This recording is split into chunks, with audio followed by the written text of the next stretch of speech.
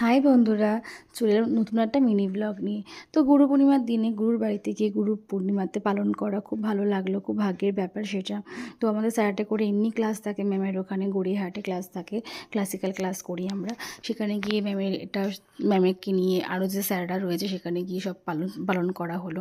তারপরে এক একটা সবাই মিলে আমরা ভিডিও করলাম, ফটো ফটো তুললাম। তারপরে ম্যাম এলো, ম্যামের সামনে সবাই বড়রা একটা একটা করে নাচ নিবেদন করলো। তো ম্যাম বললো খুব ভালো হয়েছে দেখে, আমাদেরও নাচ দেখেছে ম্যাম, বললো খুব ভালো করেছো তোমরা, আরও এগিয়ে যাও। খুব ভালো লাগলো এটুকু ম্যামের কাছ থেকে আশীর্বাদ পাওয়া, এটা একটা সত্যি ভাগ্যের ব্যাপার। তো তারপরে ম্যামকে বরণ করে নিল সবাই। বরণ করার পর তারপরে লাস্টে ম্যামেকে একটা ছোট্ট গিফট নিবেদন করা হয়েছে। তো আমাদের সমস্ত স্টুডেন্টরা, ছাত্রছাত্রীরা সবাই মিলে আমরা ম্যামকে একটা সোনার পেন্ডেন্ট গিফট করেছি। তো ম্যাম সেটা দেখে ভীষণ ভীষণ আনন্দ পেয়েছে, ম্যাম খুব ভালো লেগেছে যে ম্যামকে এটা দিয়েছি। তো ম্যাম সেটাকে গিফটটা নিজের হাতে খুলেছে, খুলে দেখিয়ে বললো খুব ভালো হয়েছে। তারপরে আমরা বাড়ি চলে এসেছি।